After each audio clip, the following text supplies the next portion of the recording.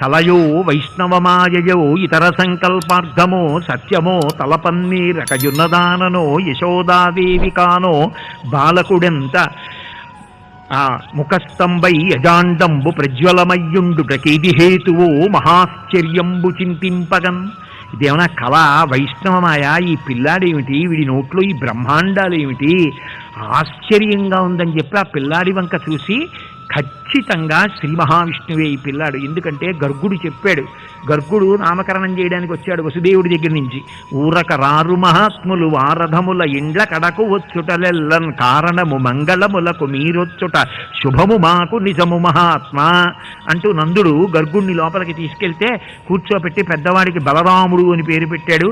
ఈయన తెలుపు, పసుపు, ఎరుపు వర్ణములతో ఇతపూర్వం లోకాలని సృష్టి చేసి స్థితి చేసి లయం చేశాడు.